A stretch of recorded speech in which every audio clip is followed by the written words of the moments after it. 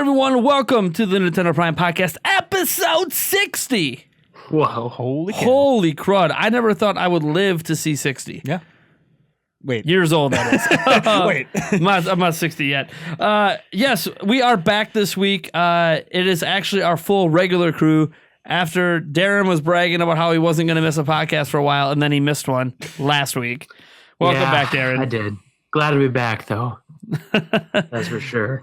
We are so glad to have you back as well. Even though some people really liked we shortened up the podcast last week. Some people really like that, but don't get used to it. Our podcast is usually going to be at least an hour, probably two, sometimes three. Kind of gets that way. I don't think I've ever been on a podcast where you are the host that is like under an hour and a half. Well, should have been on last week. Yeah, right. Well, then it probably would have been an hour and a half. No, we've had a slew of them hit like an hour 20-ish, but not when you're around, Darren. You just bring the special sauce. I guess so. So I do want to mention to everyone watching that if you would like to catch this podcast early, there are two methods to do it, and they happen on different days, right? Kind of strange, right? So for $5 a month on patreon.com/Nintendo Prime, you can get the podcast, the audio version, full audio version on Sunday, which is actually the day before we send the video version live. We send the video version live every single Monday, or at least we try really hard to. Sometimes editing delays happen, life comes in the way, but we try really hard. No matter what, the audio version always lands first on Patreon for $5 and up. For $10 and up, you could actually sketch the podcast like 4 or 5 days early because we actually record the podcast on Thursday nights, and we do it live for our $10 and up Patreon backers. I'm just well aware of this right now. We are actually doing this live publicly this week, just to kind of bring in a bigger crowd and maybe say, hey, look, this is what you get every single Thursday, kind of advertise our Patreon a little bit. So there is that. But the full edited version, where you're not even know we're using a green screen, you're just going to enjoy some beautiful imagery and some amazing audio, and Darren actually being on the screen, kind of, sort of, even though Darren hasn't had a face reveal yet on our channel. It'll happen someday. Not I promise. yet. I promise. It will. But yeah, so there's that. That's really all I have for any sort of advertising, I guess. You have something you want to say? Generally, Thursday nights at around 9 p.m. Central. Yeah, we're actually recording a little later this Thursday because I didn't get any work done during the day. Well, I got some, but I didn't get any Nintendo Prime work done. So I had to get Prime News out really, really late. You guys know I like to get Prime News out at like anywhere between 3 and 6 o'clock, which is a really big window as is. But then, like, not getting it out till 9 o'clock, 9:30, that sucks. Anyways, life happens. But we generally try to record around 9 Central. So this podcast is also going to be a little different because I'm going to let Darren Harder lead the topics a little bit here, because he, for the first podcast, I think, in Nintendo Prime history, has bottled up the topics, and this is all stuff that he has put together. And he did it specifically because I asked him to, because I was doing Prime News until 9:30 at night. One of these topics, technically all three are fan topics, but the first one I came up with myself, and then someone asked it, so I'm like, well, I guess I'll keep it. Yeah, let's go. Let's hit it up. What's our first topic, Darren? All right, first topic. So Nintendo is researching a new console, a new system. I mean, that really doesn't surprise me. Companies are researching new iterations of their hardware all the time. But there's a specific quote. This comes from, and I'm going to butcher this, is Shinya Takahashi from Nintendo. He's a general manager at Nintendo. This translation comes from the BBC. We do not have access to the original Japanese translation. But he said, you may see the new system sometime in the future, after saying, Nintendo is working on new hardware right now. So my question is, honestly, his comment, the translation here kind of sounds like we are going to be seeing it sooner than we would a brand new system. So kind of hints at a new Switch iteration in my pipe dream. I don't know how you take this news, Nate, but I would love to see something along the lines of a Switch Pro. I was watching the video at Game Explain, and it said, what if it's a new iteration of the 3DS? And like, oh, Nintendo, please don't do this. Please don't. Well, I kind of view it as we're only one of three directions, and one of the directions just makes no sense. The obvious direction is if they're talking about new hardware in terms of just a new Switch. Like you said, Switch Pro, Switch XL, whatever it's called. Now, Nintendo said they already announced that they're not doing that this year. Like, we're not going to see a new iteration of Switch this year. But that doesn't mean it can't be something that hits in 2019, something like that. They could be thinking ahead. Heck, I mean, I don't think they would unveil it at this E3 or something like that. But it is still something that, okay, yeah, after the holidays, early next year, they could be like, oh, by the way, end of this year, we're going to have this new, bigger, better version or whatever. To keep up with current technology trends, or they're not going to say technology trends, but that's basically what they'll be doing. Or obviously, as you said, could be a new 3DS, a 4DS, or whatever they want to call it. That'd be interesting. The only way I could see them justifying that is because they keep calling Switch a home console. Right. And if they truly believe that Switch is not a hybrid and is a home console you just happen to be able to take with you, then they might be thinking, yeah, so we should still make a dedicated handheld. Yeah. That is the worst decision ever. Yeah. In my mind. It would. There's that. Yeah. The other option, and this is just one that this is the obvious answer. This is the one that has nothing to do with Switch Pro, nothing to do with the new 3DS. This is the one that I'm going to stick with until Nintendo gives me a reason not to. Companies are always working on new hardware. Mm-hmm. The PlayStation 5 was in development the moment that PlayStation 4 released, probably before PlayStation 4 released. PlayStation 6 is probably like on a notepad right now. Yeah, like Switch was in development like within the first year of Wii U being out. Like, this is just how hardware companies and technology companies work. They're never just stagnant with what they're currently doing. They're always working on stuff behind the scenes, idealizing it, filing copyrights for it, building demos for it, yada yada yada yada yada. As an example, like when the Wii U was being conceptualized, like early prototypes of it were two Wiimotes slapped, on the sides of a tablet. Like, that's how they were conceptualizing Wii U, like many, many years ago. And that was like literally within the first year of Wii coming out. So like they are always thinking about new tech. So I look at this as, even if this isn't like hinting towards the Switch Pro, isn't hinting towards the 3DS, this could literally just be what they're always doing. He's just reiterating, yeah, we are working on new hardware because we're always working on new hardware, basically. That's definitely what it sounded like to me. But this could literally not Switch Pro, not Switch XL. Like, this is either Switch 2, or maybe they're already thinking ahead of what are we going to do after the Switch craze dies. Yeah, and I definitely, that is probably the outcome. I don't think anyone would be surprised if this quote was referencing, the next iteration of hardware that's not, a new iteration of Switch. Mm-hmm. Well, the weird part, to me, is that while I feel like that's a likely outcome, what I don't understand is, like, they were talking about this at the BAFTA Awards after winning some awards and stuff. And I'm sitting there like, that's fine that it's happening, but they never talk about it this early. Like, if they're going to talk about it, it's always, closer to when the other system comes out. Someone will ask them the question, hey, how long have you been thinking about this? Oh, actually, we've been thinking about it since the beginning of the last generation. Okay, that's usually when we hear about this. Like, we're a little over a year out from Switch, and then we're hearing, yeah, we're working on new hardware. Well, I mean, yeah, I know you're working on new hardware. Duh. Yeah, you're not just be like, yeah, we made Switch and we conceptualized and got it out back in 2014, 2015, released it in 2017, and now we're doing nothing. We have no plans for the future. Which is just another reason to think it might be a new iteration of Switch, because Nintendo doesn't say a year after their new console release, hey, we're working on the next one. Because that's a given, and why would they talk about it anyway? Yeah, it only makes fans feel tepid, like, oh, should I pick up a Switch? And the thing is, like, that's also the thing. Like, if they're talking about it now, and it happens to be just the Switch Pro, to me, it's like, yeah, but they already said there's not going to be a new iteration of the Switch this year, and they did that to make people not worry about buying a Switch right now, because some people may be like, oh, we'll hold out for a Switch Pro, and they're like, well, we're not going to do that this year. So if you want to play games this year, like, buy a Switch, and so, like, come out and say, oh, it's new hardware, and that new hardware is clearly hinting at a new Switch. They're basically backtracking on what they just said. Like, yeah, we're still not going to release it this year, but we're telling you right now there's going to be a new Switch coming. So if you really want the latest and greatest Switch, maybe don't waste your money right now.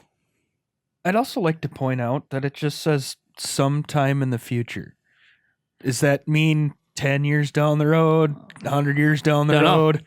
Never. That's what I'm saying. It's sometime in the future. Nintendo goes under. Yeah, it says sometime in the future. There's no timeline given. Yeah. So yeah, I mean, there usually isn't in cases like this. You right. know? I mean, generally, conceptually, you're thinking probably maybe a year. I almost two, think it's one of those but- things where it just came up kind of sort of casually, and afterwards, he's like the PR people for Nintendo are like, dude, why? Like, yeah, you're not going to go in front of public anytime soon again because you can't keep your mouth shut. Yeah, right. You know, this is a slip up that Reggie Fils-Aimé would have never did. Yeah. I mean, he might have said something. You know, if someone asked him about new hardware, he would give the general, yeah, we're always working on new hardware. Right. But I mean, yeah, okay, that's because you're answering a question directly about it. This doesn't appear to be provoked. That's what's weird about it. He wasn't really like prodded. Hey, so what's after Switch? Yeah, right. Like, no one's asking that question What's right after now. Switch? Huh? New hardware. People are still asking, what's Switch Online? Yeah. Or is there going to be a virtual console? Is Switch going to outsell the Wii? Blah, blah, blah. Like, We're trying to figure out we're in the the Switch. early days of Switch. It's usually not a question that comes up. So, I don't know. I mean, what do you think it is, Mr. Eric? I'm more than likely just another Switch iteration. Honestly, it's so generalized. It's not. You can't. How can you even peg it down? Like Well, I that's said, why I think there's- it's not. Like, I think this is just, they literally could be working on what is coming when Switch is done. I think this is probably him trying to be. We're working on hardware type of thing, and it just didn't Yes, come across everyone. as We're by the way, they're working on new hardware. So all the people that wanted 4K with 18,000 teraflops, guess what? It's coming, folks. right. Nintendo's working Yeah. on it right now. They heard your demands, yeah. No, so it's one of those things that and your Switch docks into it yeah, right. mystically. Your docks into it. And if you have a wall-mounted dock like I Yeah. do, they even thought about that. Your Yes. wall mount will dock Yes. into it, and not only that, it will wall mount the system to the wall. Yes. Well, I don't Wait. know what else. Wait, they could do. I'm mount, confused. it'll mount the wall to your system. Oh, I'm so confused. But yeah. No, so it's one of those things that I think it was him trying to hint at, yes, we are working on hardware, but him not phrasing it as well as what it could have been phrased. Like you said, Reggie would have just said, yes, we're working on hardware, you know, we always are, type of thing. Well, and we don't hear from Takahashi very often Right. at like public Right. events. Yeah, I had to look up who this guy was. I haven't heard his name in so long. And who is he? For those who don't know. He's the general manager of a department at Nintendo. I cannot remember. A very important department. Yeah, it is. It's It's like development of something. it's hardware development, basically. It gets confusing at Nintendo because over the past few years they changed up all their names. Now they have fellows and blah blah blah blah. But like Fellows. basically Shinya Takahashi is one of the main people in charge of hardware development. So like obviously if he says they're working on something new, they're obviously working on something new Well, right. because he is the guy that would know. Right. He would know more than anybody, Right. besides maybe the CEO. So It could just, like I said, it could just be bad phrasing. Oh, no. well, We're and it working is on important to note that regardless of phrasing, this is a translation. Mhm, that too. Now, granted, it's a translation by, at least I would believe the BBC isn't going to make that big of a screw up Right. in translating things. Right. But we've seen gaffes in massive media outlets before. Mm-hmm. So it is possible that he never said any of this, and it's just a really terrible translation by whatever new guy they hired that happened to be at the BAFTA Awards. Yeah. Or who wanted to just put a news story out. Yeah, I want to be the guy to break Fake this. news. Yeah, so it is possible that like this is just absolutely nothing. Right. I think one possibility we should explore though is what happens if Nintendo thinks, you know, like I said, maybe they say, yeah, Switch is a home console. We still need that dedicated handheld for kids or whatever, you know, for a younger audience that isn't as expensive. Like say they want to release a new handheld at $150. Mm-hmm. Like, do you think that's So even they a bring back the viable Game Boy. thing? Like that they could do that? Bring back the Game Boy. They could. Game Boy Classic. Well, that's the thing. What if by new hardware they're just talking about the next classic system? Yeah. That's very true too. Like Game Boy Classic could very well be one of them. Mm-hmm. It's actually ripe for like I think a Game Boy Classic would almost be the best selling thing they've ever made of their classic systems. Game Boy, especially you know, has Pokemon on it. Oh man. if it's got Pokemon Red, Blue, Yellow, especially with a way to transfer between your own game, to trade between your own games. Yeah, that would be compatibility. Oof. yeah. There's some crazy things they could do there. I'm just not sure what this is, but like I keep thinking, I'm like, Nintendo's still supporting the 3DS. They said, here's why I'm even bringing up the idea of like a 3DS successor is because if we are to be one of those people that always believe Nintendo, and we're not, Nintendo lies all the time. What? Big companies lie to us? Remember, guys, Nintendo DS was not a replacement for the Game Boy Advance. Just remember that. Yeah, the 3DS wasn't a replacement for the DS. So either. no. They did say 3DS was a replacement. Eventually. Oh, they did. Wow. Okay. Yes. But because it's a new system in the DS line. But they said DS is not a replacement for Game Boy Advance. So Nintendo, I'm still waiting for the new Game Boy. We've been waiting how many years now? Over a decade. But the point is that like that's why I think it's BS when they say Switch doesn't replace 3DS, and it's like, but I mean it does. But here's the thing: what if this time they're actually telling the truth? Yeah. And to them, this doesn't replace the 3DS market. What happens is the 3DS is actually the older of all the systems they replaced. And now the Switch is making it look dated. So now, like, look, we got to rethink the handheld market and do something different there. Sure. And I don't know what that different could be. The Switch. Because the only thing I can think of is a Switch Mini. Yeah. And even then, wouldn't that just confuse the marketplace a little bit? Like, to me, that would just confuse the marketplace. A Switch that doesn't switch. Right. And doesn't have detachable Joy-Cons or something. Right. Like, it would just, like, make half the stuff not even playable. Like Labo, you can't do Labo with the Switch Mini unless you buy extra Joy-Cons. Yeah, and even then, Switch Mini wouldn't fit in the dang cardboard because it's designed around the Switch. Yeah. So you could jerry. I mean, you could jerry rig anything. Yeah. Same for a Switch XL. Hey, that's actually a YouTube channel. I think jerry rig anything. Oh, nice. Jerry rig everything. Everything. Oh, nice. My bad. Well, there we go then, guys. Fresh new YouTube channel coming next week. Nathaniel Ruffle Jantz, jerry rig anything, everything, all the time. All one word. No camel. No camel case. Oh God, no. No, seriously. I mean, is there anything they could do to succeed the 3DS that isn't Switch? Yes, but it'd suck.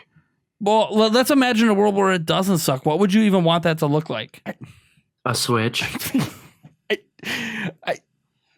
Well, okay. It's a good thing this isn't my job. Let's stop for a second. Let's look at it like this. Think of separating out the markets. Let's say Switch is a premium device, $300, right? Switch Pro will probably be $300 or more. Let's look at it in terms of marketplace value. My children are not going to get a Switch. I've seen what they do to my Switch. They will have their own Switch destroyed within a week. So that's probably true. Let's think about it like that, where Switch is targeted at everyone, is targeted at the family, and targeted more at older people that are going to take better care of it. Whereas maybe they could take to the people on Reset Era, Nate. I saw this one post that said the Switch is marketed to kids, specifically like 5-year-olds. Sure, they probably do have commercials for 5-year-olds now. Probably, but that's not the primary market. Nintendo themselves has come out and said that they are surprised that the primary audience so far has been young adults. So like Nintendo themselves have already said like that's not who the primary audience is right now. They want to expand it, Labo, blah blah blah. But thing is, 5-year-olds are actually too young for Labo. It says 6+. just pointing that out. Right. So it's targeted at 6-year-olds. Get it right. Reset Era. Yeah. But no, let's think about it like this, where you have Switch as like this thing meant for, families or older adults, and then look at what a 3DS successor could look like for kids. A more budget-oriented, heck, maybe even $100 device for kids. Okay, so you put out 150 HDS, runs games at like 720p, 30 FPS. That would already be better than Switch. You put out a half-budget Mario game for it, and then a Kirby game, and whatever else you want to throw in there and call it good. You make a couple $1 billion. No, see, here's the problem, Darren. You're thinking of yourself. You're not thinking of the children. What do children want out of their devices? So you take a Switch, you put it in a big giant rubber box, and you call it good. No. You guys are overthinking this. It's so obvious what they could do that would be massively different. And appeal to children, and they could try to make it cheap. You have this is going to sound weird, but you have what's called a Nintendo Touch. It's like an iPhone Touch, but it's for kids. That way they can get you can offer an optional controller add-on for it if people want traditional controls to snap it into, but children probably aren't going to care because they care just about the touchscreen. And they get all the 3DS games or any Switch games that are convertible to just touch controls. They also get all of Nintendo's mobile games they're able to download right off Nintendo's eShop store for free. So the Fire Emblem Warriors of the world, the Super Mario Runs, because right now I know that a lot of parents give their kids their old phones or buy them iPod Touches or whatever the case may be.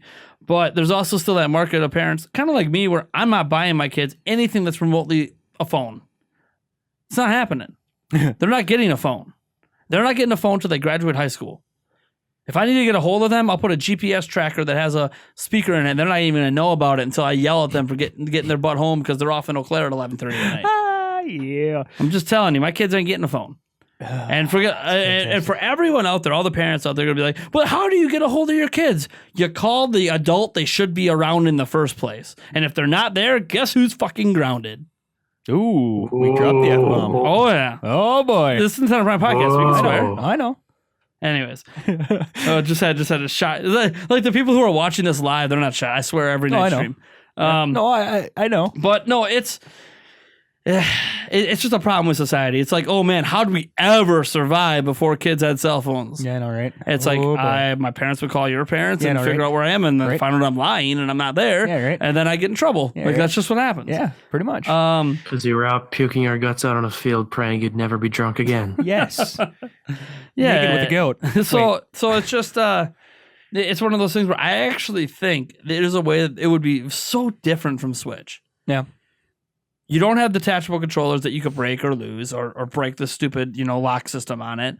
Yeah. You don't have buttons that, like, as an example, my 4-year-old son has a 2DS and he broke his A button. How? Or B button. Poor Nate's son. No, because when he's playing, he's playing Ocarina of Time. Yeah. And he mashes that A button. He mashes that attack button like crazy. And now I have to push it with my full might to get him to swing the sword. Nice. My son's not strong enough to do it anymore. Right. He broke it. So it's like, so that also goes to show that, granted, he's 4. I technically might be considered too young. I don't know. Nintendo would probably say he's not, and if you read their manual, it might say 5+, 6+, whatever. Mm-hmm. But it's one of those things where, but he's never broke his tablet. Mm-hmm. So if Nintendo could just release a smaller, more convenient device for kids to carry around that doesn't have physical buttons as like a default, right? That actually might be better targeted for children who are growing up in, like, reality is they're growing up in a world where everything's touch. Like, Switch isn't really what youth is doing. Right. Youth is smartphones and all touch screens, no physical buttons, and Nintendo's not offering a device that does that. Yeah. I know Switch is capable of doing that, obviously, but it's not designed to be that way. It's not designed to play touch. Like, you can't. Like, this thing is, you can do it, but I'm not. Who's going to give their kid a $300? Like, if you can do a budget $100 device, that plays all their mobile games, and then any more touch games they want to make, or maybe they even get third party support in on it. I don't know. I just feel like it is something I would consider buying for my kids. Yeah, the Nintendo Touch. Whatever. Yeah. Whoa. There you go, Eric. Yeah, right. Or call it the Switch Touch because maybe it interacts with the Switch as well. Oh, yeah. All right. Like, heck, or maybe not. Or not. Well, as an example, think about it. You put a accelerometer in it or whatever, and you can now use it as a controller in Mario Kart. Yeah. As a motion controller. Yeah. Like, there's ways that can make it work. I know I'm obviously going out on a limb here to make up a product that probably doesn't exist. But I keep thinking, I'm like, if Nintendo is actually not lying out their butt like I think they are, this, I think, is actually a direction that might be able to find a market. A super budget device for parents to buy for the kids that fits in with today's technology and gives them lots of Nintendo goodness and might even make them want to get a Switch as they grow up. Yeah. That works for me. I mean, would I own one? Out of curiosity. And then because it's cheap enough, that's when I get to do fun things with it. Like, what happens when you shoot it with a shotgun? What happens when you drop it into a vat of liquid nitrogen? And then shoot it with a shotgun. Wait. Jeez, I wonder what happens. Yeah. What happens if you microwave it? Or, hey, we're doing a special Will It Blend episode.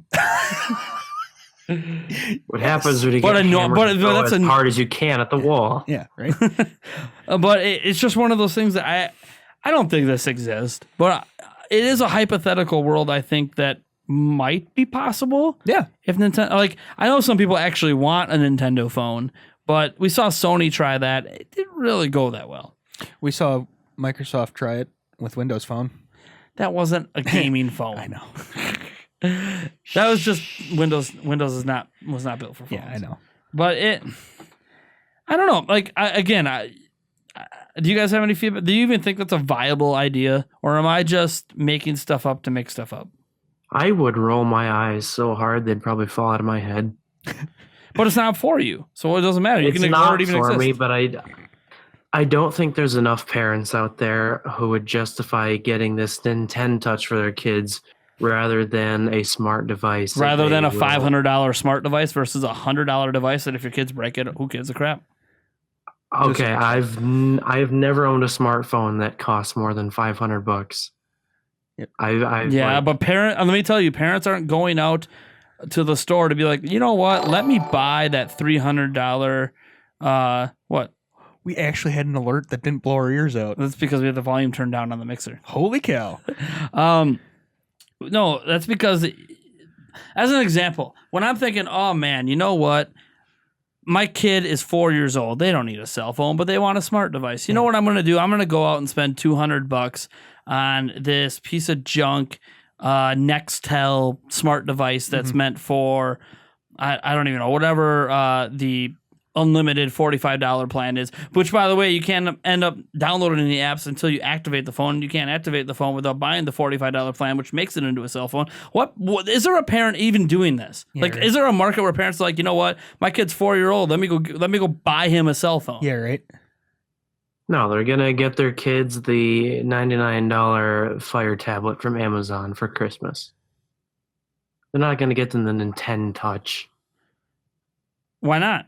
So you're telling me that they'll go buy the Fire Amazon tablet versus a system that is advertised as being for kids? Yes. That's bullshit. No, because I mean, you're a big gamer, all right? I'm a big gamer. Yeah, I'd probably buy the Nintendo Touch for my kids, and you would too. Well, yeah, but here's the thing: the Amazon Fire tablet, parents don't even fucking know about it. It's not advertised on Nickelodeon. It's like all these channels that these kids are watching. You see it on the front page of Amazon all the time. So not everyone shops on Amazon. So they're going Christmas shopping, but not everyone shops on Amazon. You're limiting yourself to a single. Not 99% of the population, dude. If that was the case, then Walmart wouldn't exist. None of the local stores, GameStop would be out of business. A vast majority of the population. Really?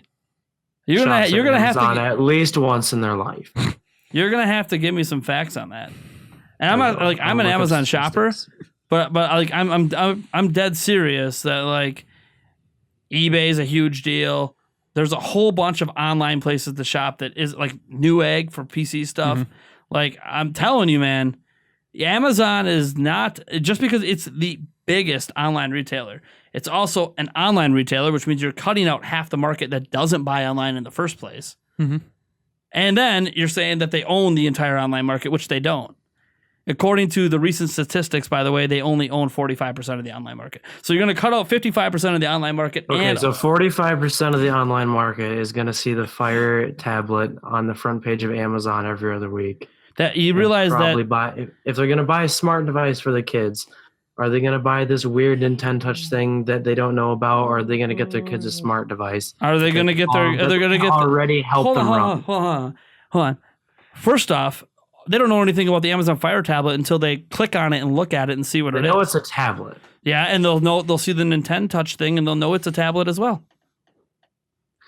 Because it looks like a tablet, it breathes like a tablet, it's advertised to them, it's in front of their eyeballs and ads on YouTube, it's in front of their eyeballs and ads on TV. Like a tablet. Like you're basically saying, cut out 75% of the market, and it's okay because they're just going to go to Amazon. Like, do you understand how ridiculous it sounds to limit yourself to a device that's only available at one store versus the entire worldwide market? By the way, not the whole world. Not the whole world, but by the way, Amazon's not available world over. I'm just using the Fire tablet as an example. That's just one device. Sure. I mean, my little cousin, her mother, I mean, she got a new phone. It is gave funny we're her old arguing about an phone item to that her doesn't even daughter, exist. who was like 4 years old, and she still uses it. Sure. It's not just the Fire tablet. No, I understand what you're saying. Like my kids have cheap tablets as well. Yeah. I completely understand that. But what I'm saying is those tablets were ones I had to do the research into and look up to find them in the first place. Mm-hmm.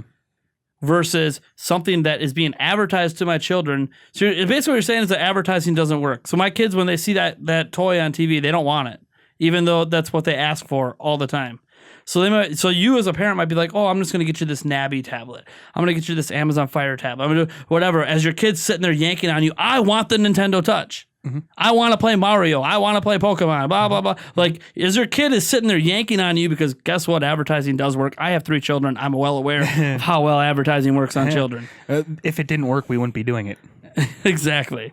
Just saying. So it's one of those things that, like, you're ignoring the fact that this is stuff that is specifically targeted to kids versus tablets, which aren't really advertised to kids anywhere. There might be kid tablets, but there's not like an ad running on YouTube. Hey, go get this Nabby tablet. Like, no, you have to specifically look up kid tablets to even know what Nabby is.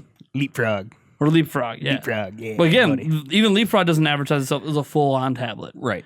Oh, right. It's a multi-whatever Yeah, device. yeah. But that's the thing, like, Leapfrog is able to exist despite the fact that tablets are clearly a more popular medium. And Leapfrog, is fighting an uphill battle, but they're still around. Like, my whole argument for this silly, stupid, made-up device that's probably never going to happen is that kids buy into marketing more than anyone in the world. And if parents are yanking at them and then they look at the device and they see it's only $100, they're going to buy that damn device. Versus, let me tell you this. My kids will say they want a tablet. I don't see them telling me, I want an Amazon Fire tablet. No, I just want a fucking tablet. Because they see other people using it. But then if they see other people using Nintendo Touch, or they see advertisements for Nintendo Touch, or play the latest Mario, Super Mario Run or whatever on Nintendo Touch, or like even like mobile apps, they start releasing exclusively first on Touch a month before it comes out to other phones and stuff. Oh, I want to play this. I want to play that. Oh, you have a Switch. Did you know if like I had a Touch, I could play Mario Kart on there, and then I can also like interact with you with your Mario Kart, Dad? Oh, all right, cool. $100. You're 4 or 5 years old. That is way better deal for me than buying you a Switch. Until they go through 5 of them, and then you're at a Switch. Well, I mean, that happens anyways. How many kids broke? I mean, I know Game Boys were a tank, but I know plenty of people who destroyed their Game Boys. Like, it just happens. It did take a lot, though. It took a lot. If it was under They can normal survive use bomb cases. blasts, but not 4-year-olds. Dude, I have seen some kids when I was younger get really mad at someone, grab the Game Boy, chuck it across the bus, and it was destroyed. So, like, yeah, it survived a bomb blast, but, like, it's a very specific causation situation that did that. It melted versus being chucked.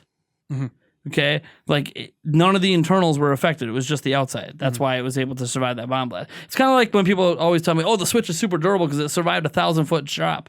I'm like, because the entire shock was taken in the Joy-Con. And let me tell you, did that Joy-Con survive? Yeah. No, that Joy-Con got absolutely wrecked. So the thing that actually took the impact got destroyed. Now drop the Switch without the Joy-Cons on and watch if it survives. It ain't going to survive. Nope. So it's like, One my other best friend, he forgot his DS on top of his car once. Oh. Yeah, going down the on ramp, 65 miles an hour. Yeah, what was that? Uh-oh. So yeah, I mean, obviously, I don't want to sit here and And debate it all still day. actually, it still worked. Well, Everything worked. It was just road rashed in like yeah. the easiest convenient places. It wasn't even road rashed. Yeah. The screen was perfect. Sure. It was just where the clamshell hinge. Yeah. And then a little bit by a couple of the buttons. Other than that, we all know about the Nintendium, that the made up beautiful. crap that people say that Nintendo products are made out of. Yeah. That Switch apparently is not made out of. I don't know. What were they thinking? What were they thinking, making a mass consumer device that people actually want to buy? Yeah, right. Wait. Oh. I'm sorry. You just lost like a Fisher Price Wii U gamepad. How many subs? You just lost so many subs. Whoa. Anyways, as I said, this thing isn't going to exist. But if it did, I just feel like I don't know how big of a success it would be, as it's clearly a budget device. But it's still one of those things. It's different enough from 3DS and DS that there's no really overlap there. And it's different enough from Switch, and it's cheap. So it just separates itself out from everything. But Nintendo already has games that could really work on it today. Yeah. So it just, I don't know. It's one of those things that I think with marketing, it could be a moderate success. For $100, it might be a massive success. Yeah, right. For all we know, the thing will sell 300 million units just because it's so damn cheap. Right. Again, this assumes that Nintendo would ever sell a device $100, which Right. I mean, I realize that new 2DS is only $79.99. Well, okay, It's a 2DS. It's also how old? yeah, like imagine that 2DS was the 3DS at launch. Like it would have costed maybe not $250, but it would have costed $200. Yeah. So it's like markets change. Let me see here. As Darren's like, we're cutting out. That's your internet. No, my internet's been good. You cut out last week too, and the internet was good. It's all green on Discord. No. I know what it says on Discord, but I can like hear back through the video on that we're actually live streaming. Everyone can hear me. So the only person who's having an issue is you. Yo, boy. Dun, dun, dun. Dun, dun, dun, dun. Maybe we should stop using Discord. Maybe that's- Topic 2. No, we're not going back to Skype. Who said anything about Skype? You know, Google Hangouts is all the rage. Google. Oh yeah, everyone's using Google Hangouts. Actually, here's the funny thing. Like, if we actually do a second podcast that's live, it's going to be through the Google Hangouts anyways. Yeah. Sweet. Because it's convenient. We're a YouTube entity, so it makes sense. Anyways, there anyone is with topic 2? Yeah. Before we move on, thank you to @Pedro_Matos48 for asking our opinion on those comments from Takahashi. Topic 2 comes from @SpamOManoSpam, and it says this is a really, I don't want to call it a stupid topic. It's a nonsensical topic, but a really fun one. If you could pick a single classic rock artist to make all the music for all Nintendo franchises going forward, who would it be? That is a really nonsensical question, but I love it. Well, obviously, because they would assume rock. that a classic rock would work for every game. Right. Man. Like, it's either going to be a train wreck or incredibly amazing. Or it'll just be incredibly amazing, but never fit the game. Yeah. It could be like those Sonic soundtracks that sound so amazing, but never necessarily fit the level. Yeah. Right. Like, can you imagine jamming out to like a Guns N' Roses soundtrack going through Mario Odyssey? Yes. I might already be doing that. Yeah, I might do that already. Just mute the audio on the game and just play what you want. Yeah. A lot of people actually do like that. Is one feature that needs to come to Switch is a custom music player, because you can do that on Xbox. You can like mute the game and just listen to whatever music you want. Oh, you can do that on PlayStation. Yeah, PlayStation 2. Yeah. See, I don't have a PlayStation 4, so I was assumed it could do it. Come on, Nintendo. But come on, Nintendo, add this niche feature that only a few people use when you still don't have achievements, still don't have a proper online system, or don't have an online. You're making this use. Yeah, don't have Netflix. You're making this use friend codes. Yeah. Out of all the things, let me play music when I play games. Mr. Eric, what classic rock artist do you think would work the best? Oh God.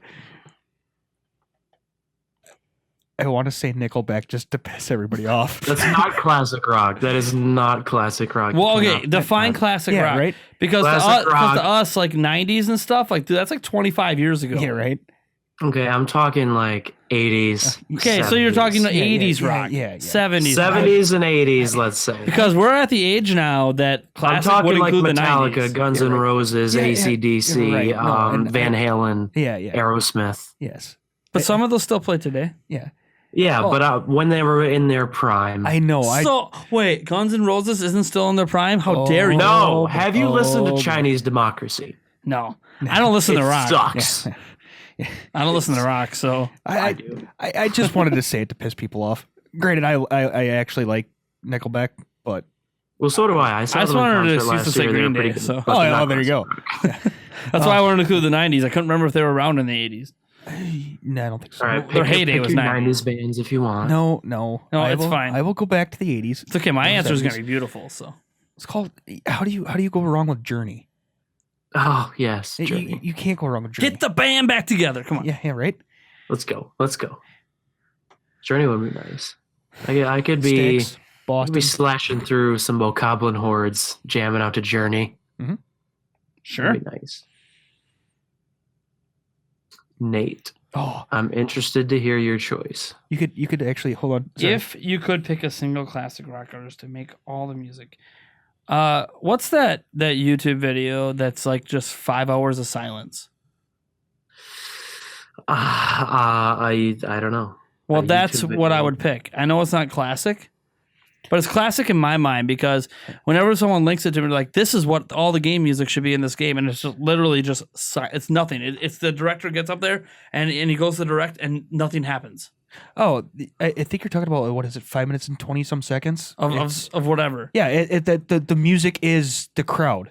Yeah, And the reactions and Yeah. everything. The song is never the same because obviously you're never gonna have. yeah, because the crowd's just exact like same what reaction. Yeah. what is happening? Right. Yep. But I don't care about the reactions. I just care about the silence part. Like they're doing nothing, Yeah. and I'm just sitting there like I don't want a classic. I don't like rock. Yeah. Even though I like certain classic rock songs, Eric knows about my affinity for certain Journey songs and AC. Like, there's certain ones I like because my dad loved 80s rock. So, like, I got into certain songs, but, like, I don't like enough songs from any artist to pick one.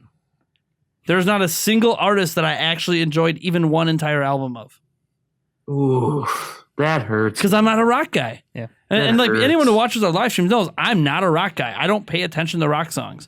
They're not interesting to me. They're not good. When I go to rock concerts, okay, cool. My ears are blown off. I couldn't hear the singer. Doesn't really matter. And then like even when I go back and like listen to Journey, I'm like, Journey's amazing. I love Journey. You know, they have one of my all-time favorite songs. Great. But then like when I listen to someone do a cover of it today, the cover singer is better than the singer that was in Journey. And Eric's about to throw his headset and walk away. done. But I'm just like, Sacrilege. see, that's what I'm saying. I'm a terrible person to ask this question because I don't like rock. Oh, I don't know if we can be I guess friends this anymore. question hit home for me more than it So did. silence. I would rather just have silence.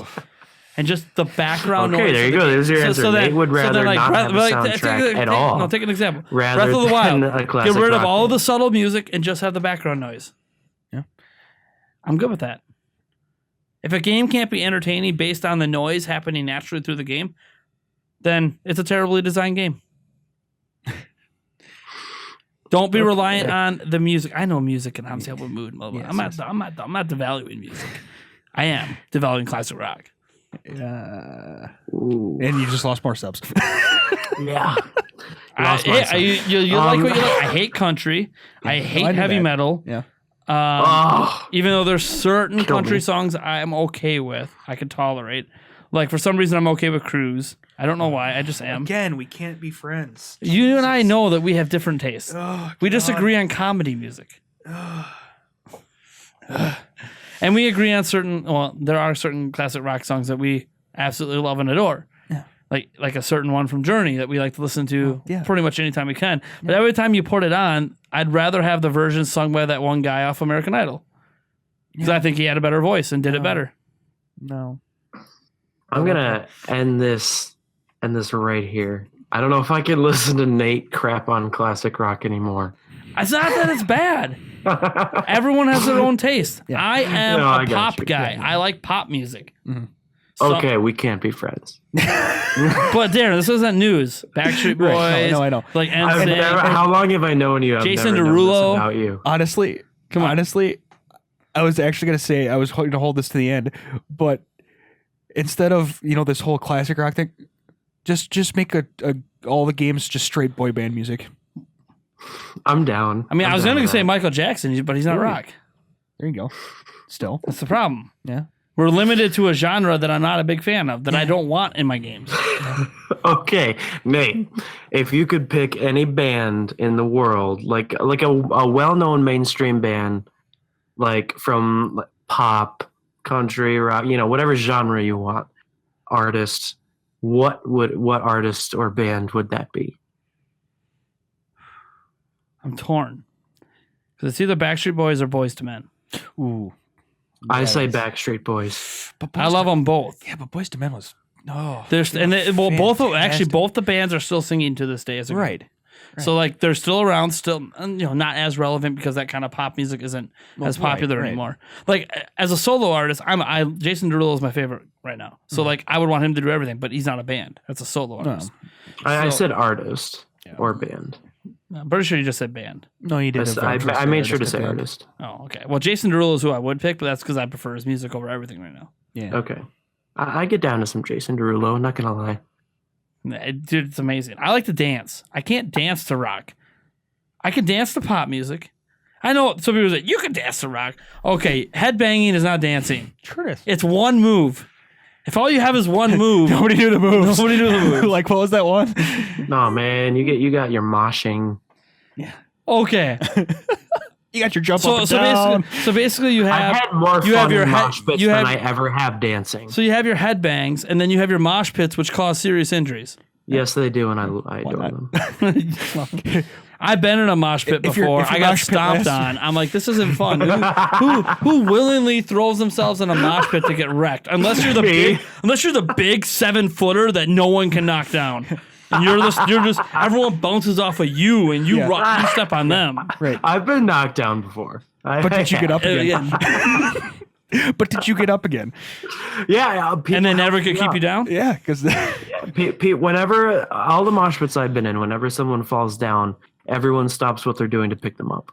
Obviously, that was not the case for you. Yeah. How many live concerts have you been to where there's like 20,000 people? Because when a mosh pit starts, nobody stops. Yeah. It just goes. Yeah. Like literally until security comes in and like starts breaking it up because they realize some people fell. Yeah. And if your mosh pit lasts longer than 4 hours, you might want to consult a doctor.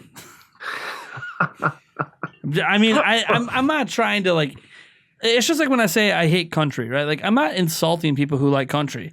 It's weird because like there's certain it's weird because like there's certain songs I'm okay with, probably the ones that sound more like pop music. And then there's also the like the Nashville show. I don't know why, probably because of Hayden Panettiere, but I actually can watch that show.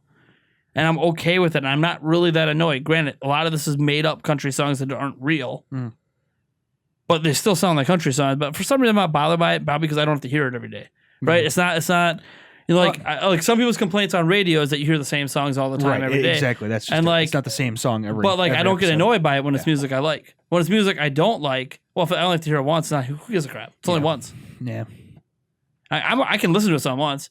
It's just like when people pay $5 and have me play like heavy metal stuff. Like, sure, I'll pretend to like it. I really don't. My ears are bleeding. Maybe that's the point. Maybe your ears are supposed to bleed. Yeah. That's an enjoying factor. It is. I prefer to hear the singers. I care about the singing more than I care about the playing of the instruments. I prefer acapella. Why did I go with an acapella group? Oh, why didn't we? There Go? are No some strings attached. amazing Pentatonics. metal groups where you Pentatonics can is hear a the good singer one. and the lyrics are distinguished. It's not all like screaming, But I mean, a majority of it is. Right. But That's what I said. A majority of country has that twang sound. So I hate that. Pisses me off. But like the one that doesn't, the one that some people don't consider real country, that's the one I liked. That's the ones I like. Yeah, that's not real country. But I hate country. That's the thing.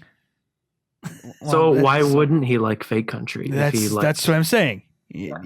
As an example, you hate Autotune. Generally, yes. For the most part, yes.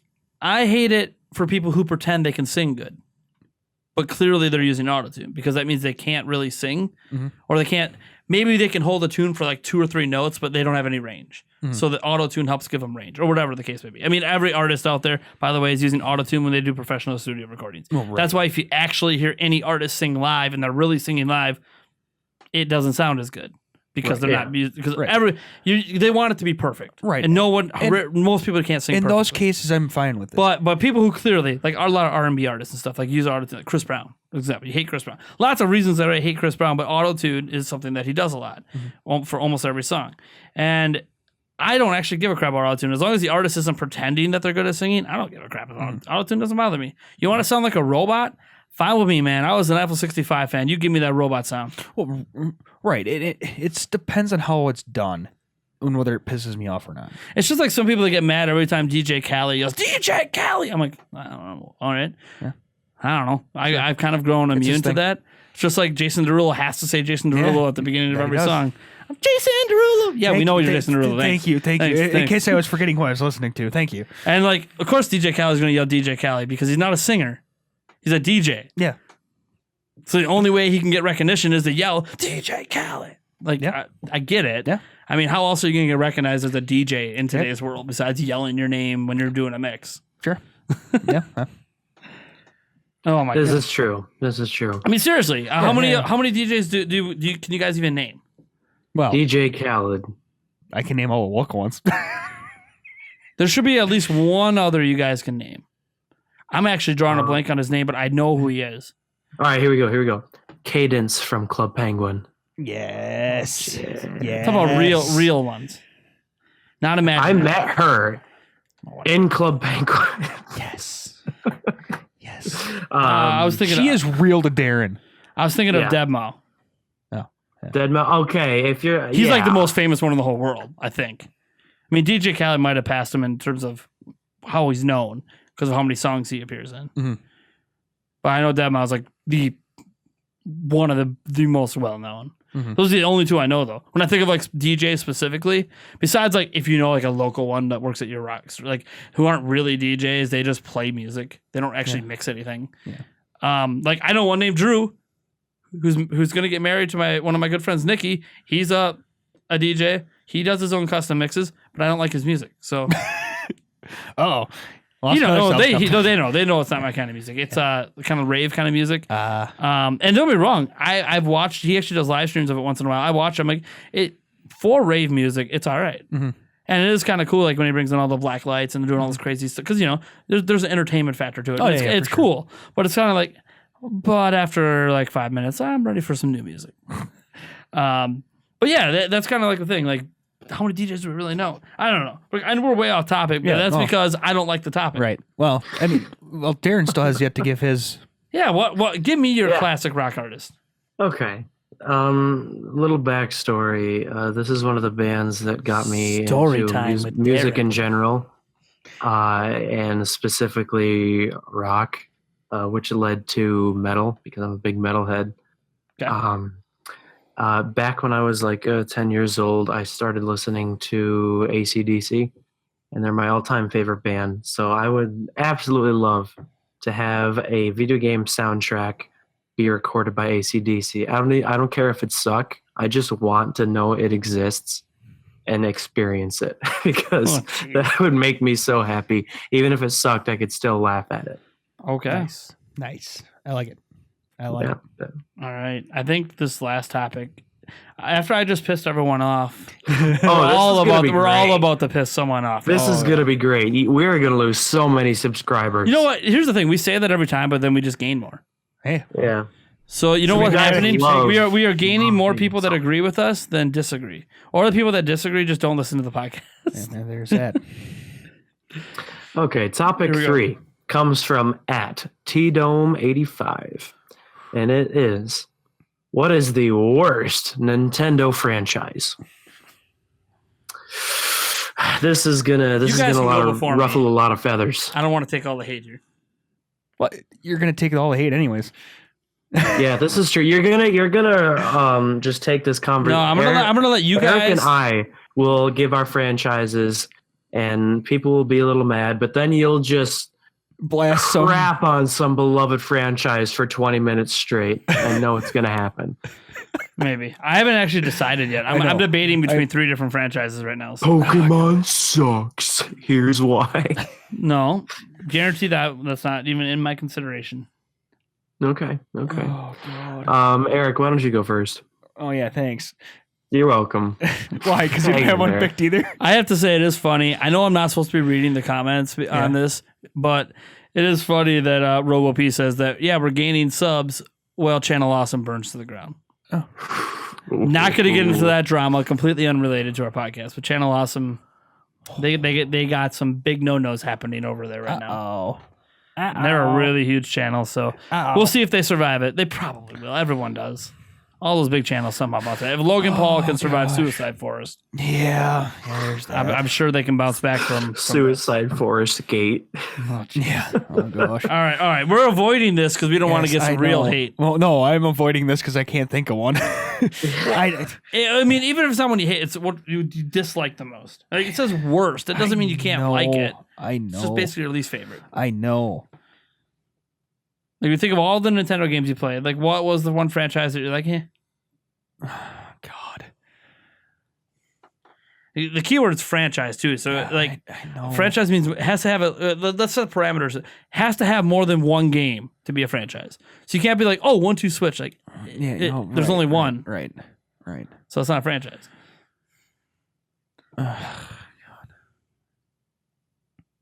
Well, let's start with Darren. He picked the topic. Right. All right, Darren will go. Let's see. Fire Emblem. That I hate. I love strategy, but for some reason I just can't get into Fire Emblem. Think it sucks. Not into anime, and it reminds me of anime. Therefore, I hate it. Yeah. Kirby's mediocre. It sucks too. I know. You're going more than one, huh? Mad. Yeah, I'm gonna go more than one. I'm gonna go two. Kirby and Fire Emblem. I know we talked a little bit about Kirby a while ago. I said I couldn't get into it, and I hadn't really played a lot of Kirby games. I tried over the past couple of weeks, and I just still no. Can't get into the pink puffball. No, don't like him. It's also funny when you say like Fire Emblem. It can't help it. Anime, like Zelda is literally anime. Yeah, it is all the time. The difference is it doesn't have the corny still image anime cutscenes. Mm-hmm. That's what I hate. Yeah, that is like the anime trope I hate. Like they even do that in the shows. We have a fully animated show. Now we're gonna stop and have like, here's a still image cutscene where the lip moves once in a while. It's like, but why are you having a cutscene in the anime? What? Yeah. Happens all the time too. It does. Oh man. Oh, I'm guessing Eric still doesn't have. You can't think of even one. No, I can't. I'm not good at this stuff. I'm not good at thinking on my feet. This isn't even. Aren't you sitting down? Fine, then I'm not good at thinking on my butt. Fine, Darren. Thanks. Man, you're welcome. What would be my least favorite? What is Nintendo Wars? My least. I'm looking at a list of Nintendo franchises and I see Nintendo Wars. Never heard of it in my life. Who knows? It could have been one of those games that just never released. Was announced but didn't come out. Like it includes Advance Wars, Battalion Wars, and Famicom Wars. Yeah, so it's just a collection pack. Okay. Let's see here. Am I gonna have to? I'm trying to. And Xenoblade Chronicles. I forgot to mention that series. Well, sucks. Anime. So fits all your tropes. Right. It's not even that. I played Xenoblade Chronicles X, and the gameplay just sucked. Then you haven't played Xenoblade Chronicles. X is completely different from 1 and 2. I've looked at gameplay of 2, and it sucks just as bad. Well, I'm not saying that you would enjoy it 2. I'm just saying that X actually plays completely different. But it's okay. That is what I've heard. Yeah. But it is like, obviously it doesn't mean you're going to enjoy it. It's not for everyone. I mean, it's a niche JRPG. I mean, JRPGs are kind of niche these days. So, let's see. Let me see. Nintendo franchise. No, that's the like part of me wants to go with like, and I can't though. I can't because I mean this might be the one I pick, but it's not because it's bad. Just I like it the least out of all of the ones I play. But let me think. Nintendogs?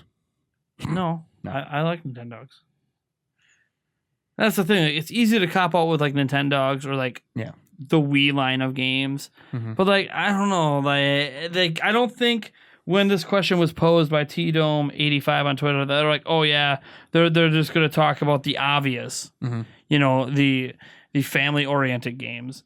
I'm gonna look up a few things in case I'm forgetting one before I say this one, because I will get shot if I say this one. Oh, yeah, we told you. See, I knew it. We told you. I knew it. Eric and I were going to say our franchises, and then Nate is going to go on this long rant about how he hates this one beloved franchise that's so nostalgic for everybody. If you say Animal Crossing, I will leave this podcast. Is that a promise? Yes. Animal Crossing it is. Thanks for making up my mind. Animal Crossing it is.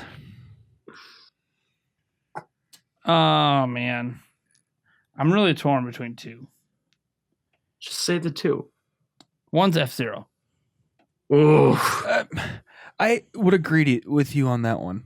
Whoa. To some extent. I love the first one. The second one is just, I didn't like any of them. Yeah. Like, here's the thing. It's weird when I say that I don't like F-Zero, because like part of it is because I'm not really into like the super high speed stuff. So there's a personal preference there, and that's what differentiated F-Zero from everything was super high speeds. And then so people say, "But you play 200cc Mario Kart." I'm like, I understand that, but it's Mario Kart, and that's also it's a different kind of game, different kind of racing game. It's not a high like the world you can actually still see going by you. Where in F-Zero, it's like flying past you, and you can. If you play the F-Zero stage and on 200cc, you can't see shit. Well, yeah, there's that, but it's also F-Zero. But like I just never really got into it. I didn't really enjoy my time with it. It was just mostly frustrating. I love the because I wasn't good at it. Obviously, that's obviously part of the reason. Yeah. When you're not good at it, you're not having fun. Right.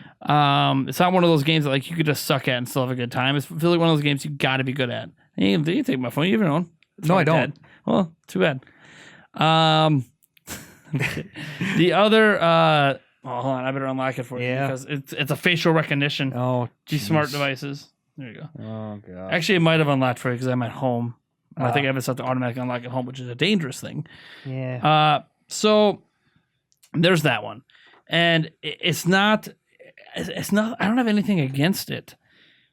It's just, it's not for me, if that makes sense. I'm totally cool with demanding it come back. I don't know. I out of all the racing, like I'm not a big racing game guy anyways. But I'm just not that into it. I'd rather play ARMS. And ARMS isn't technically a franchise yet. Mm-hmm. Oh man, this other one, I'm going to get murdered. The F-Zero, I figured it might upset a couple people, but I don't know how many of you guys out there have even played F-Zero at this point. I mean, like I said, I get the second one. The first one I actually enjoyed a lot, mainly because of the death wheel. But yeah, I know you like death wheel, but like I just really wasn't that into it. This last one, oh boy. I swear. I'm going to get murdered. I swear, Nate. To be fair, F-Zero is very clearly my worst Nintendo franchise. It's the only one I just legit don't have that much fun with. I don't think it's bad. It's not for me at all. Okay, so let me just clarify with that this next one is not my worst. And I'm going to clarify a few reasons on this next one. It's Animal Crossing. Oh, I'm leaving. Goodbye, everybody. See you later. See, Nate.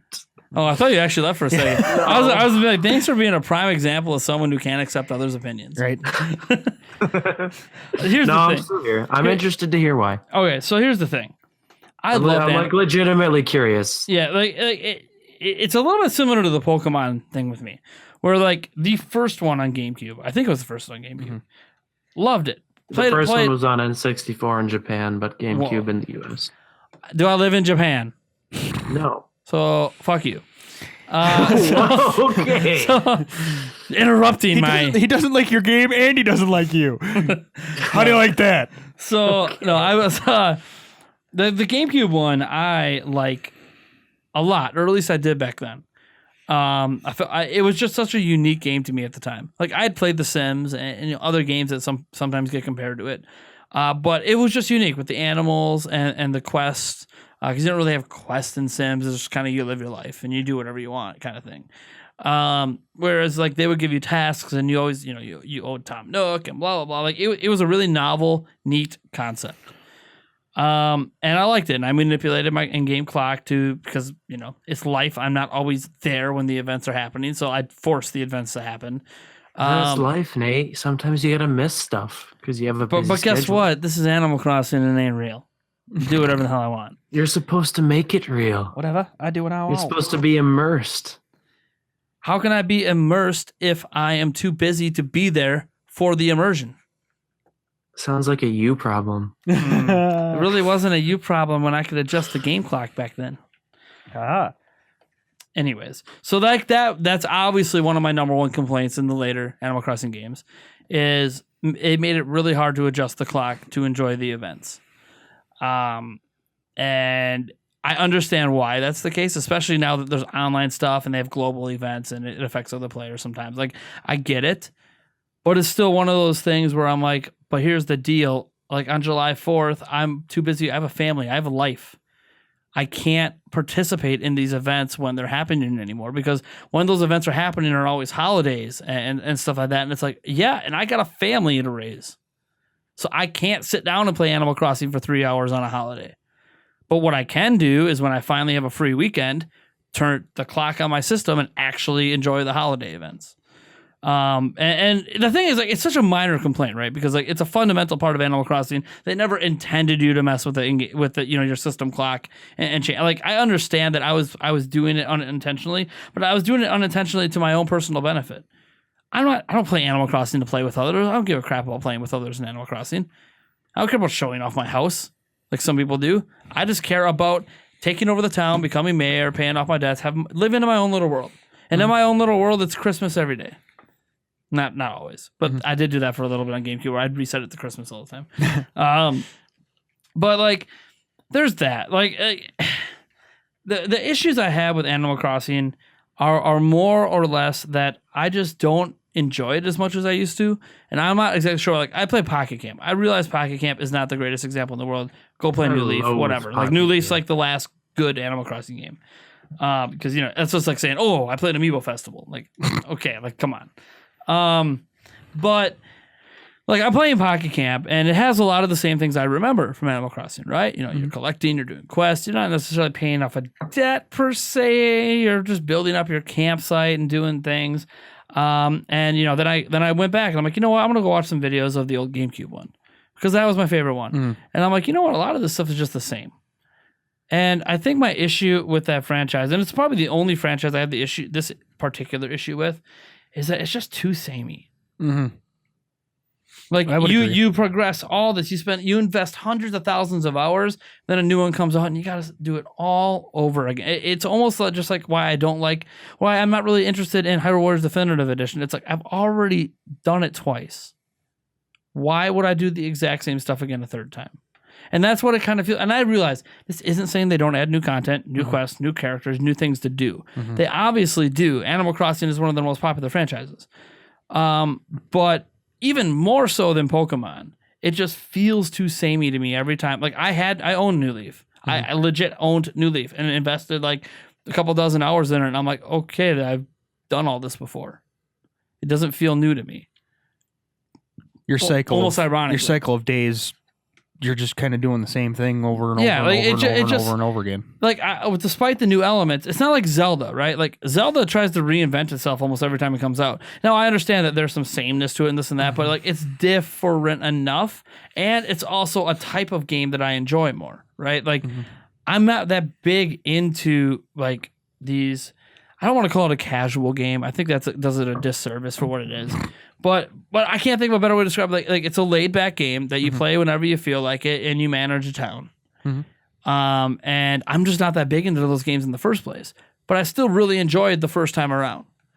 But doing it again and again and again, and I mean, the same thing happened with Harvest Moon.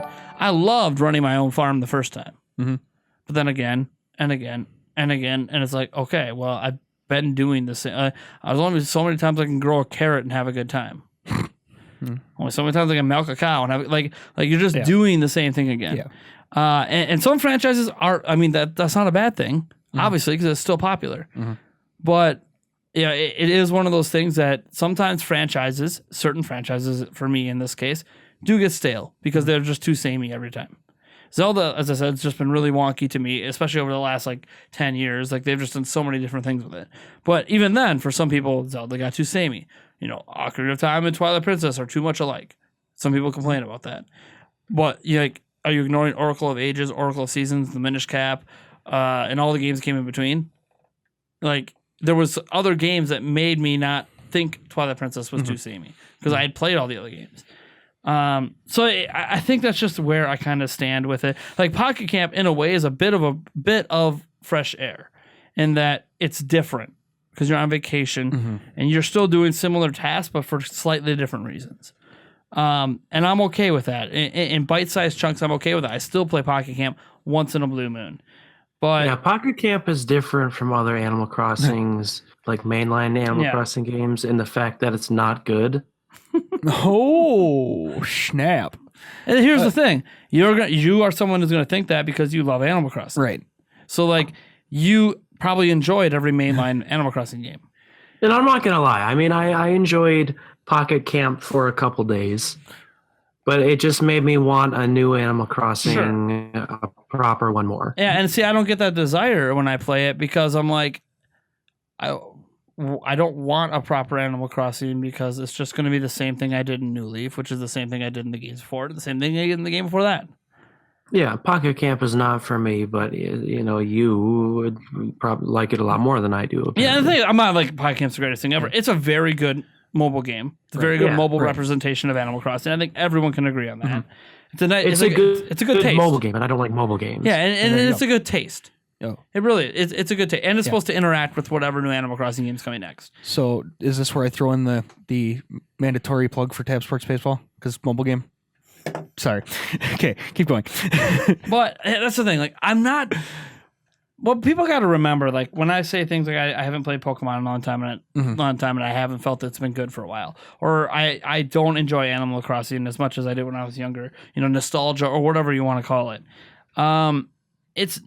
This isn't me saying the games are bad. It's just me saying that, you know what, as I grew up, I just got kind of bored with it. And I feel like that has to be a feeling that's allowed to exist. Like, we're allowed to grow up and have our taste change.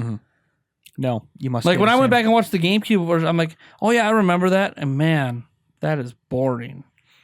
Like, I'm watching this and it's like watching paint dry. Yeah. And literally, we would just watch paint dry. Hey, we did. It wasn't that much fun. The only fun parts were listening to music, which had nothing to do with the paint dry. Yeah. Like, the actual act of watching that paint dry wasn't that exciting. I'd rather just paint and have it be dry. Yeah, right. Like, I don't have that kind of patience as a gamer anymore. Yeah.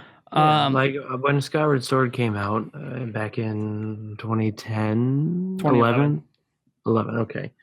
You know, I loved it, but now if I had to sit and play through it again, I'm not as patient. I'd be like, really, I don't want to deal with this. Well, I'm that way with, like, I'm always that way at the beginning of Zelda games now. Outside of Breath of the Wild, like tutorials, I'm done. I don't need it. Skyward Sword was an exception at the time due to the motion controls, but now that I've played through it a few times, it's like, all right, can we give me the option to skip? Can we skip 5 hours ahead where the game gets good? Because I don't need all the tutorials. I know how everything works now. But like that, I mean, that's even a good example. Like, I don't hate Animal Crossing. That's why it's not my bottom friend. Like, I don't hate F-Zero, but I legit have never enjoyed F-Zero. Right. I have actually enjoyed Animal Crossing before. And I legit was a massive fan of Pokemon at one point. So much so that even if I haven't enjoyed recent entries, it's not something like I can sit there and be like, oh, Pokemon is my least favorite franchise because I haven't enjoyed it. Like, no. Pokemon is absolutely trash. Pokemon used to be my life, man. I can't, no way. Used to be way more into Pokemon than I am Zelda. But Harvest Moon, because I did mention Harvest Moon. Animal Crossing is just one of those things where I think I just kind of outgrew the type of game it is. And I'm not saying that means because it's for kids. It's just my taste in gaming is kind of, I don't want to say mature. It cured to a point where I start enjoying different games. Like, I used to be massively into JRPGs, but I barely play them anymore. Some of it's time constraints. Other of it's because I just enjoy different types of games now. You know, some people might make this argument, oh, Call of Duty's the same thing every year. Fine. Yeah. I understand that argument. It's a first-person multiplayer shooter that comes out every year. Right. There's a lot of sameness to that. Everybody could say But Madden's I the don't same. get bored with it because I'm more into those games than I was when I was growing up. Everybody could say Madden's the same. Oh wait, it kind of. Well, that's the thing. In a Like way, and it pretty much is. some games that like that's the thing. Some games can be like, just like Animal Crossing, like sports games. I love sports games. I played basketball this year. Playing basketball next year. Playing football this year. Playing football like, but I enjoy those games more, so it doesn't bother me as Also, much. at the same point in time, when you actually boot these games up, you're not going to go do the exact same thing that you just did yesterday. Like the games are, they're random. You know what I'm saying? It's the events aren't basically you go over here, you pick this apple, you walk over here, you fish for a little while, you walk over here, you do this, and then you basically do that same routine almost every day. You kick off the ball, you return it. I call my favorite pass play, my favorite run play. I do the same thing every game. Some I win, some I lose. The outcome I don't know. Yeah, that's about it. Yeah, like it's very. If you think about it, like it actually is kind of repetitive. The difference is I enjoy that type of game versus another. Like I don't enjoy Animal Crossing as much as I did when I was younger, and I don't really have any true explanation as to why. It's just like with Pokemon. I don't know why. Yeah. We actually had that really in-depth discussion once on Pokemon, and it almost felt like we were finally starting to figure out why. We went through a myriad of reasons that I didn't really think was it. And that was when I was telling you, but Pokemon has done that. When you were telling me what would make you get back into Pokemon, but Pokemon has done that. Pokemon has done this. And then we finally hit that point where we're like, wait a second, maybe it's not really anything specific. It's this general overall feeling of not feeling welcome and and the lack of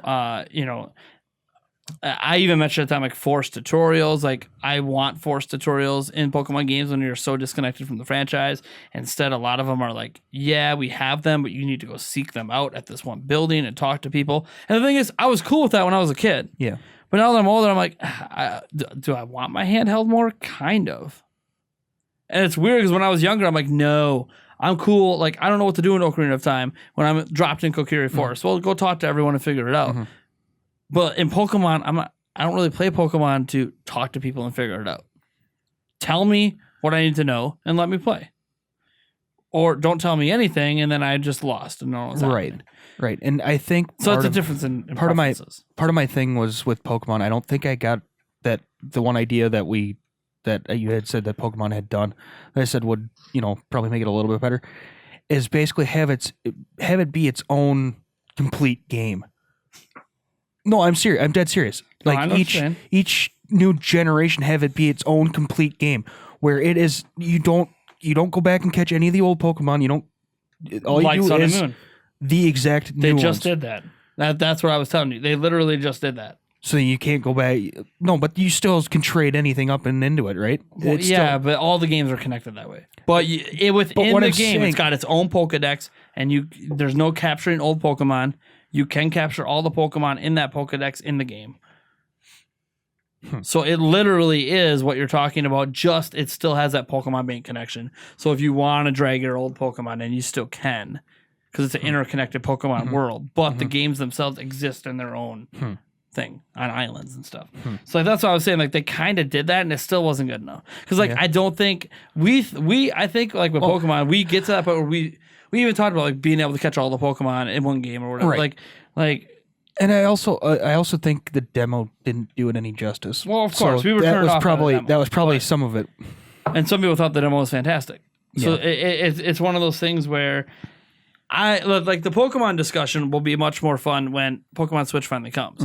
Because I've been on record saying I'm putting at least 30 hours in. I'm going to beat the main story. Don't know if I'm going to do anything else, but I will beat the main story, and then we're going to talk. We're going to have a conversation about, all right, I love Pokemon, and this is why. Yada, yada, yada. I love this game. Or it's going to be like, now I know what I didn't like. And the thing is, I don't always do that with games where I'm like, oh, if I'm not having a good time, I'll just stop playing.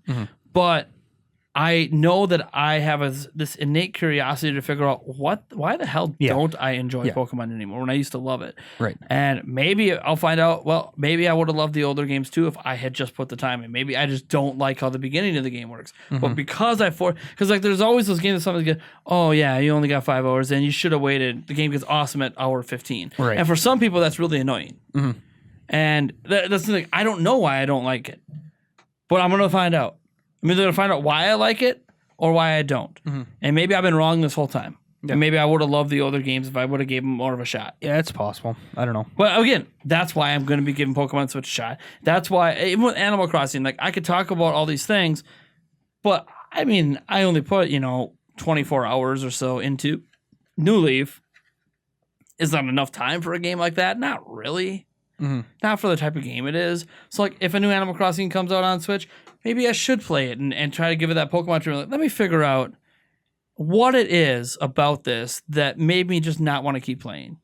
Or maybe I end up getting super addicted and I love it all over again and I'm reliving my childhood and I'm having a blast. That's the thing. It's what got me out of it. Was it the game or was it that I got into other things? Like, I list Animal Crossing as, I guess, my second least favorite Nintendo franchise. But is that because I chose to play and get into other games? Like, is it because of the amount of games I play? Or is it because I just didn't enjoy it? Like, why did that get... Like, why is Zelda... No matter how many games I'm playing, I will stop what I'm doing and play a new Zelda game. But then I won't do that for Animal Crossing. Won't do that for Pokemon. Yeah, Why? I don't know. What happened? So that's something I need to figure out. I don't know. Darren probably hates me. Is Darren still here? Yeah, he's Yeah. I heard him breathe once or twice. I'm listening. I'm trying to hold my tongue. Well, the thing is, Darren, I'm not. I hope it doesn't sound like I'm insulting Animal Crossing. No. I honestly, this has been interesting for me to hear. I mean, there are games, that you talk about. I don't know why I don't like this game. I just don't. That's the way it is with Pokemon. Like, I always think I know, and then the more I talk about it, I'm like, maybe that's not really it. And especially when I start talking to people who know more about Pokemon than I do, they're like, well, they actually fixed that here. Oh, okay. Well, that's obviously not it then. And maybe all of it's a perception thing. Maybe all my issues with Pokemon are that I just refuse to play it. And if I had, I would have realized that all the issues I had aren't actually an issue. Like, And honestly, and that could be the same with Animal Crossing. Like, Yeah. but the thing is, I played the most recent one and I felt that way. So, like, that's why I'm not as out of touch with Animal Crossing. I didn't play Amiibo Festival. I'm sorry if that makes me out of touch, folks. No, I didn't. You know what? I did not play Amiibo Festival. I owned Happy Home Designer at one point. I didn't play that did either. not own that. Woo! It came with my new Nintendo because I bought one of those new Nintendo 3DS with the faceplate things, and the only way you can get that was Happy Home Designer Edition. Immediately changed out the faceplates for imported Zelda ones from Japan. But I never played it. So, like, I don't know. But the thing is, I played Pocket Camp and I had an okay time. But, like, I'm not playing it every day. The Pocket Camp. The one problem I have with Pocket Camp is, you get to all these people, you invite them over to your house, and they're like, oh, yeah, this is my view. Who cares? I don't care. That's just the beginning. I don't care. That's the one character. I don't care. They don't do that the whole game. Yeah, I love that. Like, Animal Crossing is all about designing your camp the way you want. And then there's one guy, hey, look at my future vision for your camp. Do you like it? I don't care. It's not yours. Yeah. It's my camp. If I want a hot jacuzzi in the middle with a frog in it, I will do that. Yeah. So but I don't. Look like he's boiling. But I don't. Making frog soup. Yeah. Frogalina soup. Right. Froggy. What? Oh my God. I love the Froggy books. Love one. Now my kids love them. So I think that's going to wrap it up, I think, for this podcast. Okay. Ooh. Oh, wait. What? Did you give a least favorite? No. And I know you grabbed my phone. Huh? Yeah, I know you grabbed my phone, so you must have something in mind. Honestly, again, it's not one of those things that it's necessarily that I hate the game. Least favorite. It's Star Fox. I know. Oh boy, Yeah. we're gonna go. No, I'm just kidding. No, I know. Right? Hey, now it's your turn to hate me. Nah, I don't hate you. No, certain aspects of it are fun, but it's just kind of okay. You're shooting down polygons. Hooray. Okay. I mean, I can have fun with the multiplayer, but single player is just kind of meh. But you love Rogue Squadron, right? Not a Nintendo franchise, but I'm trying to remember. it's a similar type of I think franchise. so. I don't know. I'm trying to remember what You don't remember Rogue Yeah. Squadron? Yes, I think I did. Because we played the hell. Yeah, out of yeah, I that. know I did. We played the hell out of Yes, Star yeah. Fox 64 too, but Yeah, I don't know. To me, it's just thinking back on it. I don't know. I think it's just kind of a. It's an okay game. and to be It's just clear, kind of- you did not play the most recent Star Fox. what, Star Fox 2? Well, not Star Fox 2. I'm talking about. Oh, I mean, technically, that's the most recent new release. Wait, I was gonna say I have seen it. Star played. Fox Zero. No, I have not played that. Okay. But I mean, it's okay. Some people think it's the worst one in the franchise, but right. but it is technically the most recent flavor. So it's like if you play that, because then it's definitely Right. not polygons; it's HD. Right. And that might change my opinion, but at least the old Polygon ones are kind of just they're not, like I said, they're not terrible games. Well, They're just here's my thing: like when you're just shooting polygons, I'm like, that's what every game was back then. yes and no. Especially if we're talking about the SNES version. Like, okay, do you remember Mario Kart on SNES? 2D sprites, like your question blocks were flat pixels on the ground. Yes, but these at least had details.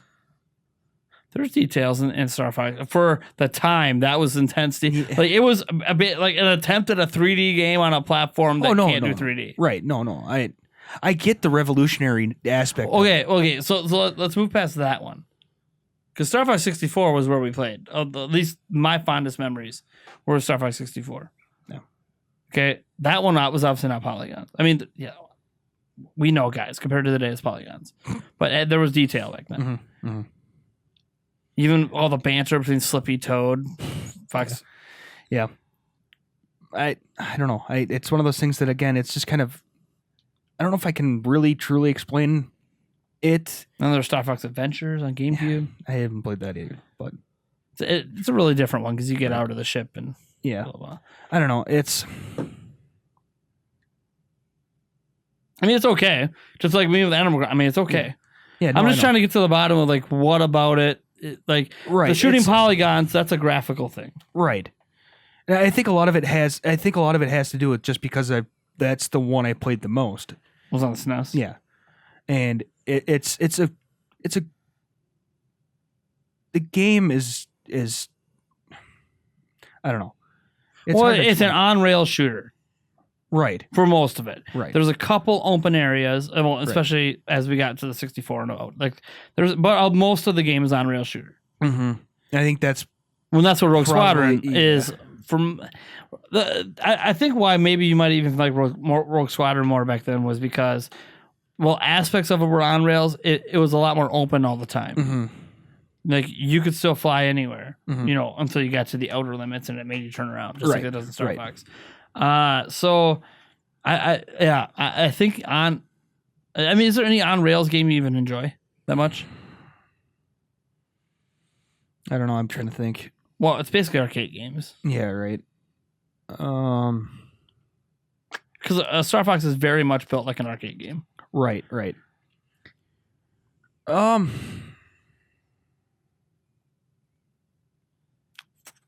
I mean, it's okay if there's not. I know. I'm just trying to think of one. I'm drawing a blank. You know, obviously, there's Um, always those shooter ones, blah blah blah. That you Right. like my favorite on rails one right now is actually that dang Jurassic Park game they have now at all the arcades. Like, Yeah, it's yeah. so fun. I'm trying to think of. There was the one that we had at my old work that Chris and Eric and I we 1/4 high score it, and we kind of broke the joysticks on it because for some odd reason they thought it would be the greatest idea to regen your bombs by smashing your joystick back and forth. So of course you'd run out of bombs, so you immediately start spamming your joystick back and forth. Then again, they yeah. probably didn't plan on people to be trying to one score high score. They were thinking of children yeah that probably won't even figure out how to reload their bomb. right. Yeah. So that was a lot of fun. I can't remember the name of it though. Sure.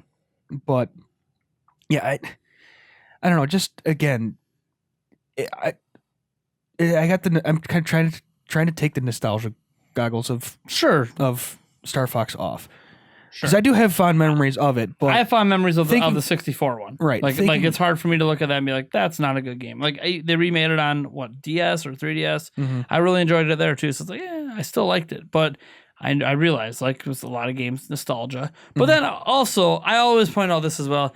Nostalgia is a positive thing. Like if you look up the definition of nostalgia, there's nothing negative there.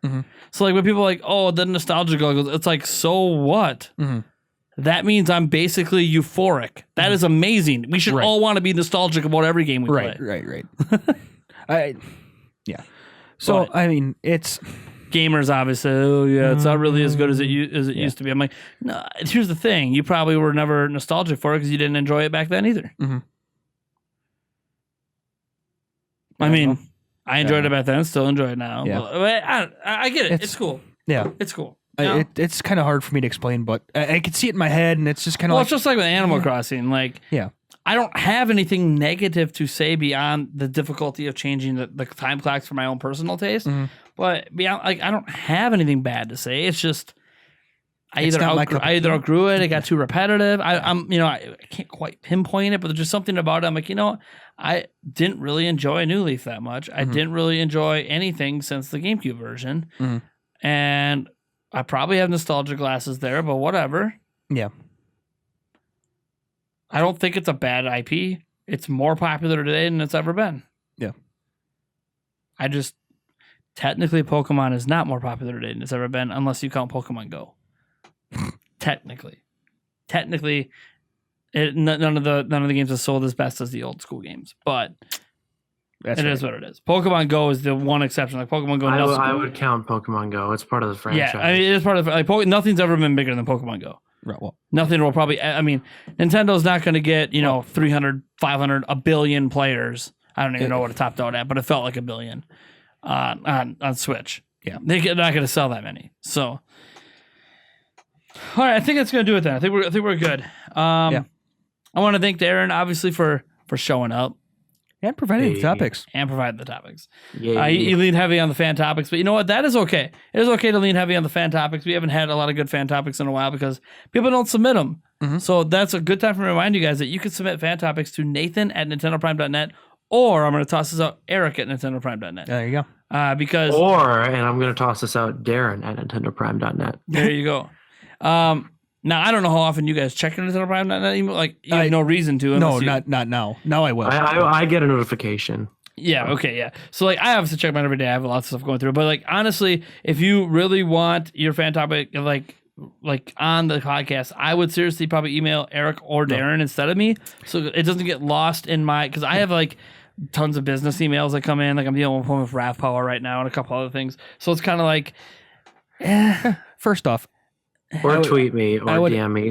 Guarantee get a hold of me if you tweet me. Yeah, you tweet me and DM me, but I might forget about it by the time the podcast rolls around. That's what sucks about it. Like I get too many tweets, too many DMs. If you really, really, really want to try to get your thing on the podcast, become a Patreon. Go to Nate's house. Oh, that's true. Patreon member. If you do become a Patreon member, and you we don't put up a post for fan topics, but basically if you are part of our Patreon for as little as $1 a month, because the podcast does eventually become public for all of the patrons, on the podcast episode we post up there, if you post a fan topic comment, I do read all those. I read every comment on our Patreon, and it's easy to do that because there's only like 3 of them a week. But I will read every single one, even if there was 1,000. You guys know how it is with our live streams. Like when we have our Q&As on Fridays, I literally read every question, no matter how far behind in chat I am. I don't know how long I'll be able to do that for.